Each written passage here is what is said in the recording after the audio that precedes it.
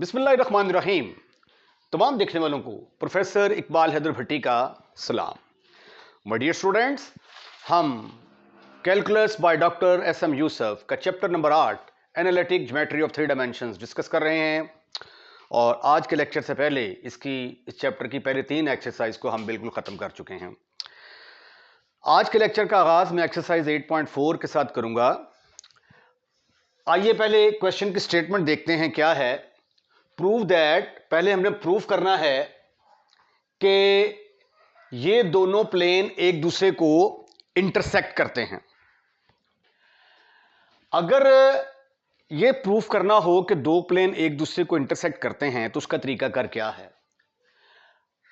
मसलन फर्ज किया कि एक प्लेन ये है आपके पास और एक प्लेन ये है, ठीक है। हर प्लेन की एक नॉर्मल लाइन जरूर होती है, इसके नॉर्मल लाइन ये आ जाएगी, इसके नॉर्मल लाइन ये आ जाएगी। तो अगर ये प्लेन पैरेलल होंगे तो इनकी जो नॉर्मल लाइंस हैं वो कभी भी एक दूसरे को इंटरसेक्ट नहीं करेंगी। अगर प्लेन पैरेलल ना हो, बस ये देखें, ये एक प्लेन है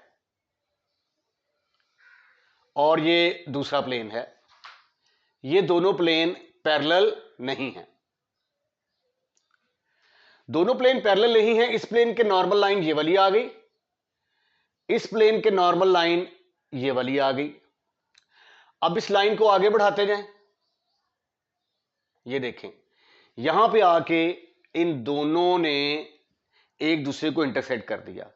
तो जब दो लाइनें जो हैं normal lines to the plane intersect करेंगे तो इसका मतलब है प्लेन इंटरसेक्ट करेंगे। तो अगर हमारे पास दो प्लेन होंगे, ये note very very important. Suppose किया मेरे पास ये दो प्लेन हैं, A1 x B1 y plus C1 z plus D1 is equal to 0। एक प्लेन। दूसरा प्लेन है A2 x plus B2 y plus C2 z plus D2 is equal to 0। To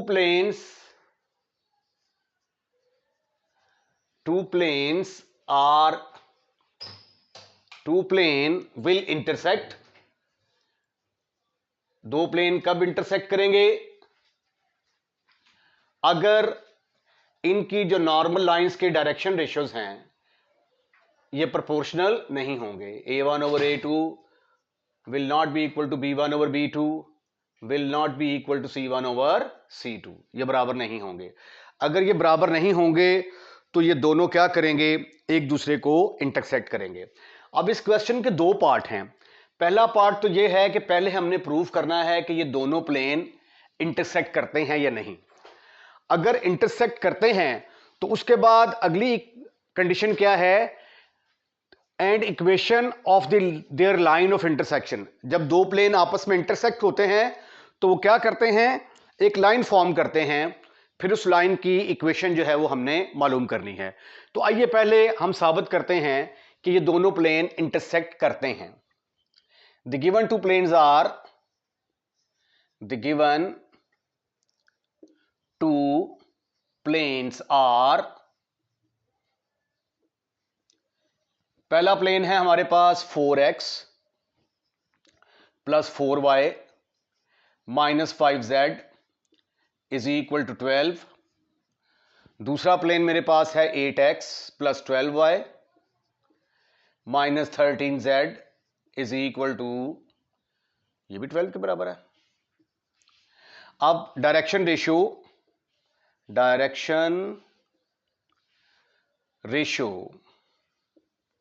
of normal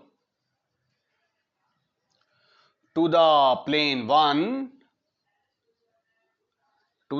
1 are किसके बराबर आ गए? 4 4 minus 5, 4 4 minus 5। और direction ratio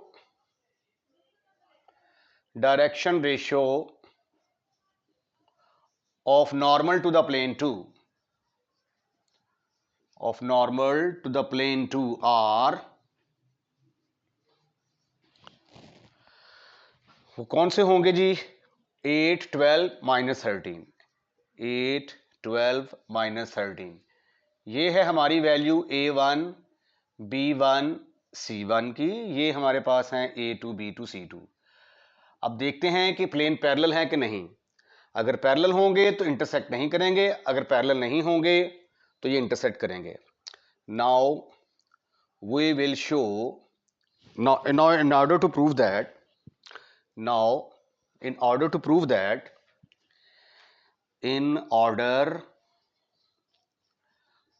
that the plane 1 and 2 intersect, we shall show, उसके लिए हम क्या शो करेंगे?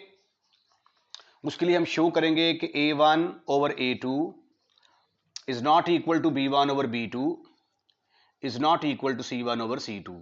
डायरेक्शन रेशो आपस में प्रोपोर्शनल नहीं है, तो ये 4 माइनस 5 और डिनोमिनेटर में आ गया 8 12 माइनस 13। तो आप देख सकते हैं कि ये बराबर नहीं है, ये बराबर नहीं है, तो इसका मतलब ये हुआ देयरफॉर द प्लेन्स इंटरसेक्ट। ये था क्वेश्चन का पहला पार्ट, राइट। अब हम इसका दूसरा पार्ट करते हैं। अब ये देखें, ये मेरे पास दो प्लेन्स हैं, ठीक है। एक प्लेन ये वाला है, एक ये प्लेन वाला, ये दो प्लेन है मेरे पास। अब ये देखें, ये दोनों प्लेन इंटरसेक्ट नहीं कर रहे तो ये सिचुएशन होगी। अगर दोनों इंटरसेक्ट करेंगे तो इस तरह की सिचुएशन बनेगी। ये देखें, ये वाला प्लेन जो है इस प्लेन को इंटरसेक्ट कर रहा है। ये देखें जरा, यहां पे ये वाला जो प्लेन है ये इसको इंटरसेक्ट कर रहा है, राइट। ये थोड़ा पकड़ना मुश्किल है। ये देखें जी, ये प्लेन अगर इंटरसेक्ट कर रहे हैं तो जहां पे इंटरसेक्ट कर रहे हैं वहां पे ये एक लाइन बन रही है। ये देखें, अब ये वाली जो लाइन है ये इस प्लेन के ऊपर भी आएगी, इस प्लेन के ऊपर भी आएगी। जहां पे दो प्लेन इंटरसेक्ट करेंगे एक दूसरे को तो वहां पे एक लाइन बनेगी, ठीक है। अब ये देखें, ऐसे करके देखें जब, तो यहां पे दोनों मिल रहे हैं तो ये दरमियान में भी जो है ये देखें, ये एक प्लेन ये है, एक प्लेन ये है, तो जहां पे ये दोनों मिल रहे हैं वहां पे ये एक लाइन बन रही है, ये लाइन, राइट। तो इसका मतलब ये हुआ कि जब दो प्लेन इंटरसेक्ट करेंगे तो वो क्या करेंगे? एक स्ट्रेट लाइन फॉर्म करेंगे। तो हमने साबित कर दिया है कि ये दोनों प्लेन इंटरसेक्ट करते हैं, तो इसका मतलब ये हुआ ये दोनों प्लेन क्या करेंगे? ये एक स्ट्रेट लाइन फॉर्म करेंगे। तो अब हम इन दोनों प्लेन्स की मदद से स्ट्रेट लाइन मालूम करने की कोशिश करते हैं। बिकॉज द प्लेन 1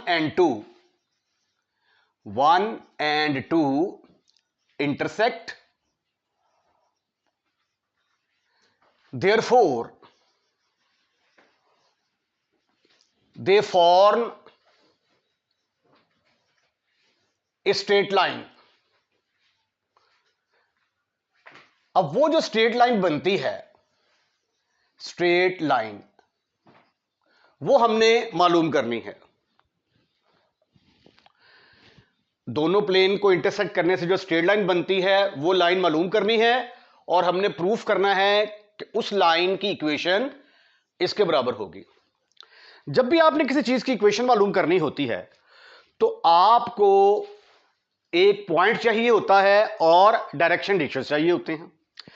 अगर आपके पास एक पॉइंट हो और डायरेक्शन रेशियोज हो तो आप इजीली ये वाला फार्मूला लगा के equation of the straight line मालूम कर सकते हैं, राइट। Lambda mu gamma. तो स्ट्रेट लाइन मालूम करने के लिए एक पॉइंट चाहिए और डायरेक्शन रेशियोज चाहिए। तो मैं ये सपोज कर लेता हूं कि let LMN are the direction cosines. देखिए, मुझे डायरेक्शन रेशियोज चाहिए लेकिन मैंने डायरेक्शन कोसाइंस सपोज किए हैं। इसका जवाब आगे चल के देता हूं। Let LMN are the directions cosines, are the direction cosines of the required line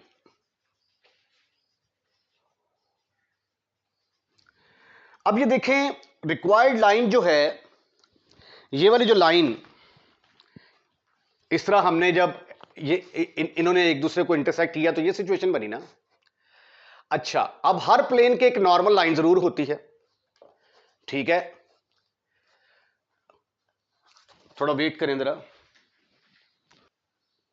ये देखें जी, अब ये वाली जो लाइन है इसकी इक्वेशन हमने मालूम करनी है, तो हर प्लेन के एक नॉर्मल वेक्टर जरूर होता है।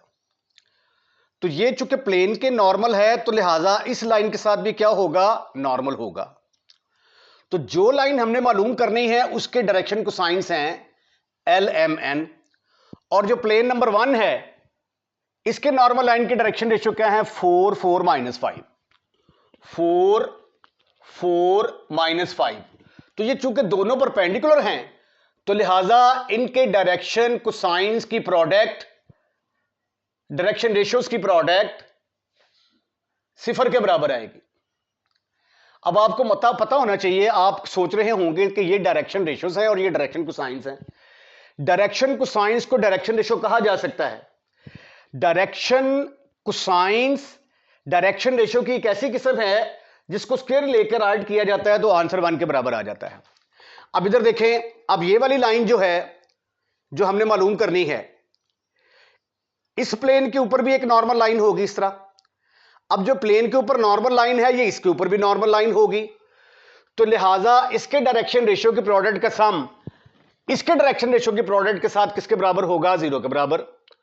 तो ये आ गया 8L + 12M - 13N = 0।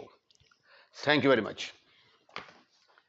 अब मेरे पास 2 इक्वेशंस हैं, 3 वेरिएबल्स हैं, तो L M N की वैल्यूज कैसे फाइंड आउट की जा सकती हैं, प्रोपोर्शनल वैल्यूज डिटर्मिनेंट के मेथड के साथ इनको फाइंड आउट किया जा सकता है। तरीका क्या है, इसके ऊपर हाथ रखेंगे, इसको इससे मल्टीप्लाई करेंगे, माइनस इसको इसके साथ, ये आ गया -52 तो माइनस ये 60 है तो ये +60 हो जाएगा, माइनस मल्टीप्लाई हो गए। इसको उल्टा मल्टीप्लाई करें, -40 उसके बाद -52 तो वो माइनस इस माइनस से मिलकर +52 हो गया जी। फिर n की बारी आई, फिर सीधा हो जाए जी, 48 - 32 हमारे पास आ गया जी L/8 M/12 N/16। ये 4 के साथ डिवाइड हो जाएगा, डिनोमिनेटर में 4 के साथ डिवाइड करेंगे तो ये आ जाएगा L/4 M/3 N/4। तो जो L M N के 4 दूनी 8 जो L M N के प्रोपोर्शनल होते हैं उनको क्या कहते हैं, डायरेक्शन रेशियोज। तो therefore direction ratio of the required line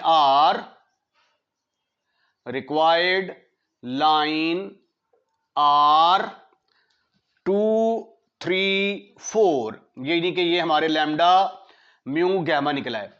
अब इस बात का जवाब कि यहां पे मैंने LMN क्यों लिया है, अगर यहां पे मैं डायरेक्शन रेशियो ले लेता लैम्डा म्यू गैमा तो यहां पे फिर लैम्डा म्यू गैमा आना था, लैम्डा म्यू गैमा आना था। डायरेक्शन कोसाइंस के जो प्रोपोर्शनल होते हैं उनको क्या कहते हैं, डायरेक्शन कोसाइन, और जो डायरेक्शन रेशियो के प्रोपोर्शनल होते हैं उनको क्या कहेंगे। तो वो उस बात का जवाब नहीं था मेरे पास, तो इसलिए मैंने डायरेक्शन कोसाइंस सपोज कर लिए हैं। डायरेक्शन सॉरी, अब ये डायरेक्शन रेशियोज तो आ गए। अब मुझे एक पॉइंट की जरूरत है। अब यहां पे देखें, ये लाइन किस पॉइंट में से पास कर रही है, 1 2 0 में से पास कर रही है। तो इसका मतलब यह हुआ कि z क्या है, 0 के बराबर है। तो अब चूंकि इसके अंदर हमें आंसर दिया हुआ है तो इसलिए हमारी मजबूरी है कि हम z को 0 के बराबर पुट करेंगे। अब ये जो 2 इक्वेशनें हैं ना, आपका दिल करे तो आप x को 0 के बराबर पुट कर लो, आपका दिल करे आप y को 0 के बराबर पुट कर लो, आपका दिल करे आप z को 0 के बराबर पुट कर लो।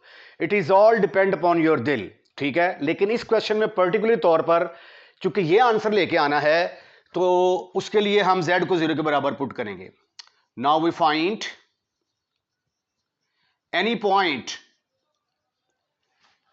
point on the line. For that put कर दें आप z is equal to 0 in number 1 and 2.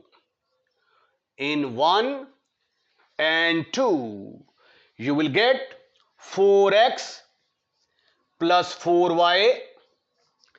z 0 put करने से खत्म, फिनिश, खल्लास. 12 आ गया और ये आ गया 8x plus 12y. 8x plus 12y is equal to 12.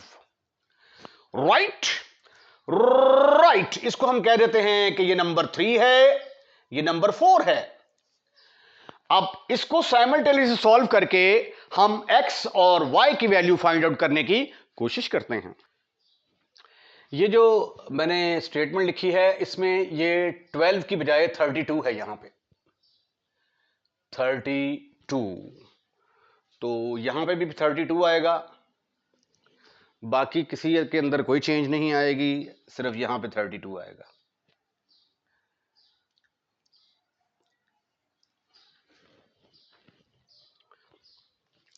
अब यहां से 4 कॉमन आ रहा है, ठीक है, तो आप ऐसा करें कि 4 को डिवाइड कर दें. Divide 4 by 2. वैसे तो 4 कॉमन आ रहा है लेकिन मैं सिर्फ 2 के साथ डिवाइड करूंगा. तो 2 के साथ डिवाइड करूंगा तो ये बनेगा 4x plus 6y is equal to 16.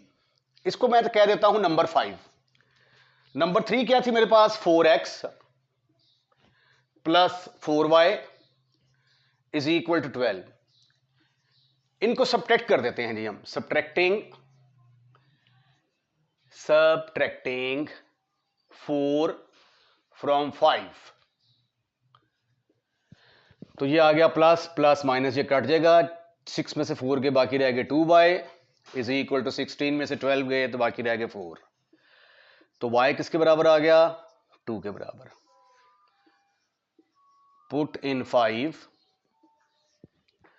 4x plus 6 into 2 is equal to 16. 4x is equal to 16 minus 12. 4x is equal to 4. X is equal to 1. Therefore point is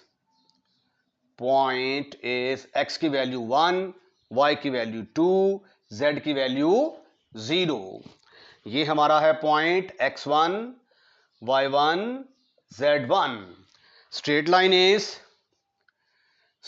line is इसका formula था x minus x1, y minus y1, z minus z1 over lambda mu gamma.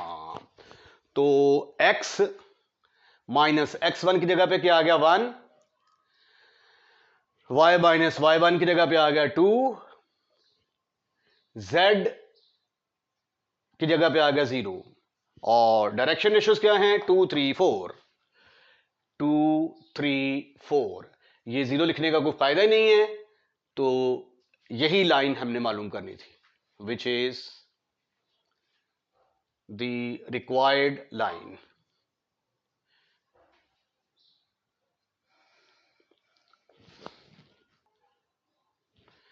Question number 2 है find symmetric form of the straight line. अब ये straight line की शक्ल कैसे लिखी है? ये देखें, x plus y plus z plus 1. ये एक प्लेन है और ये एक दूसरा प्लेन है. जब दोनों प्लेन कंबाइन कर जाते हैं तो जहां पे दोनों प्लेन कंबाइन करेंगे वहां पे क्या बनती है? Straight line. मसलन एक प्लेन आप ये वाला समझ लें और एक प्लेन ये वाला समझ लें. तो जहां पे ये दोनों मिलेंगे वहां पे क्या बनेगी? स्ट्रेट लाइन बनेगी. तो जब दो प्लेन इकट्ठे पड़े होते हैं तो इसका मतलब होता है वो एक स्ट्रेट लाइन को रिप्रेजेंट कर रहे हैं. अब इसमें हमें ये प्रूफ नहीं करना पड़ेगा कि ये दोनों प्लेन इंटरसेक्ट करते हैं या नहीं। वैसे अगर आप चेक करना चाहें तो इसके नॉर्मल लाइन के डायरेक्शन रेशियो है 1 1 1 और इसके हैं 4 1 -2। तो आप देख सकते हैं कि ये प्रोपोर्शनल नहीं है, दे आर नॉट इक्वल। तो इसका मतलब ये हुआ कि ये दोनों प्लेन एक दूसरे को इंटरसेक्ट करते हैं। इसको हम यूं लिख लेते हैं, x + y + z + 1 = सिफार, और दूसरी है 4x + y - 2z + 2 = सिफार। ये दो प्लेन हैं, दो प्लेनों को जोड़ने से एक लाइन बनती है, उस लाइन की सिमेट्रिक फॉर्म निकालनी है। मैं ये सपोज कर लेता हूं कि let LMN are the direction cosines, are the direction cosines of the required line,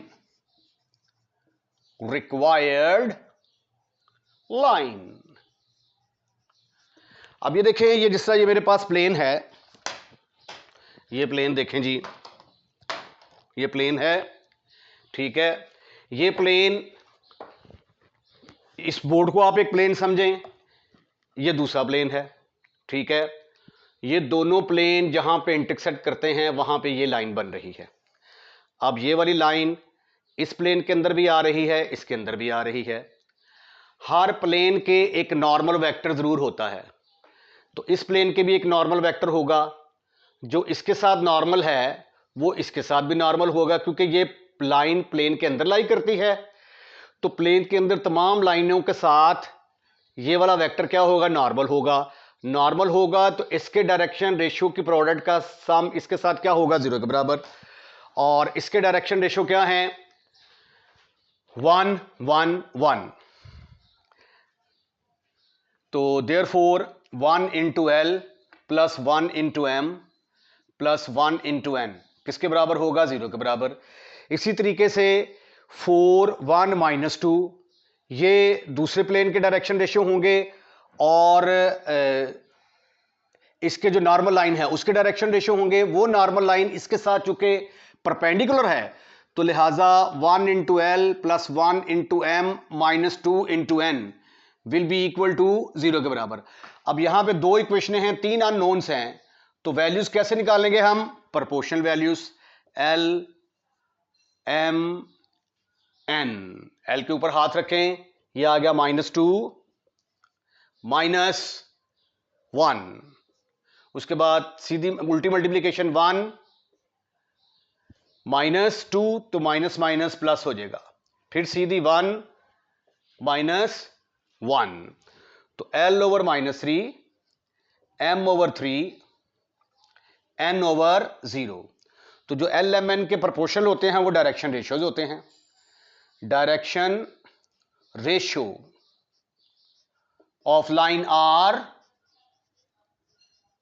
3 -3 3 0, जो कि लैम्डा, म्यू और गैमा को रिप्रेजेंट करते हैं। ये एक मिस्टेक है, यहां पे चूंकि 4 था तो यहां पे 4 आना था, तो लिहाजा ये थोड़ा सा चेंज होगा। ये आ गया -2 -1, ठीक है। ये आ जाएगा 4 + 2, और ये आ जाएगा 1 - 4। तो L/-3 M/6 N/-3। Direction ratio of lines are -3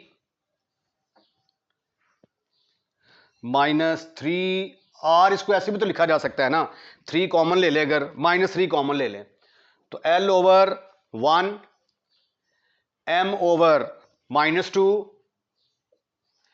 N/+1। तो डायरेक्शन रेशियो किसके बराबर आ गए, 1 -2 और 1। अब हमने एक पॉइंट निकालना है स्ट्रेट लाइन के ऊपर, तो उसके लिए हम क्या करेंगे कि जो हमारे पास इक्वेशन 1 और 2 है उसके अंदर किसी वेरिएबल को 0 के बराबर पुट कर देंगे। Now we find any point on the line, on the required line. अच्छा, जब जो एक लाइन होती है ना, वो बेशुमार पॉइंटों में से पास करती है. ये देखें, 1 2 3 4 5 6 7 8, 2 पॉइंट्स के दरमियान भी जो है ना, ये बेशुमार पॉइंट्स होते हैं. तो एक लाइन इन्फिनिटी पॉइंट्स में से पास करती है. ठीक है, तो जब आप लाइन की इक्वेशन लिखेंगे ना, तो पॉइंट तो डिफरेंट हो सकता है, लेकिन उसके डायरेक्शन रेशियोज जो है ना, वो चेंज नहीं होंगे. यानी एक लाइन डिफरेंट पॉइंट में से तो पास कर सकती है, लेकिन उसके डायरेक्शन रेशियो जो हैं वो डिफरेंट नहीं हो सकते. डायरेक्शन रेशियो, तो जब आपने जवाब चेक करना है, आंसर में सिर्फ आपने डायरेक्शन रेशियोज चेक करने हैं. हो सकता है कि पेपर में जब आप इस क्वेश्चन को हल करें, तो अगर मैं फॉर एग्जांपल यहां पे पुट करता हूं जी, x को 0 के बराबर पुट करता हूं तो आंसर कुछ और आएगा, y को 0 के बराबर पुट करता हूं तो आंसर कुछ और आएगा, z को 0 के बराबर पुट करता हूं तो आंसर कुछ और आएगा. सारे के सारे सही होंगे. मसलन देखिए जी, मैं पुट कर देता हूं, put z is equal to 0 in 1 and 2. मेरे पास आ गया x plus y plus 1 is equal to 0, और ये आ गया 4x plus y, 4x plus y plus 2 is equal to 0. इसको मैं कह देता हूं नंबर 3, नंबर 4. अब इनको सब्ट्रैक्ट कर दें. सबट्रैक्टिंग 4 फ्रॉम 3, तो ये आ जाएगा -3x, ये इसके साथ खत्म, और -2 में से 1 गए, बाकी रह गया -1 is equal to 0, -3x is equal to 1, तो x की वैल्यू आ गई -1/3. अब इसको आप पुट कर दें 3 के अंदर, पुट इन 3, तो -1/3 plus y plus 1 is equal to 0. तो 1 - 1/3 किसके बराबर आ जाएगा? 2/3. तो y plus 2/3 is equal to 0, तो y की वैल्यू आ गई -2/3. तो पॉइंट इज x की वैल्यू -1/3, y की वैल्यू -2/3, z की value 0. Equation of straight line का फार्मूला क्या था? x - x1, y - y1, z - z1 over lambda mu gamma. तो ये आ जाएगा x plus 1/3, y plus 2/3, z -0 over direction ratios क्या थे? 1 -2 1. ठीक है, तो ये जो डायरेक्शन रेशियोज हैं ये तो सेम आएंगे, लेकिन पॉइंट आपका डिफरेंट आ सकता है. यहां पे मैंने 0 पुट किया है. You can also put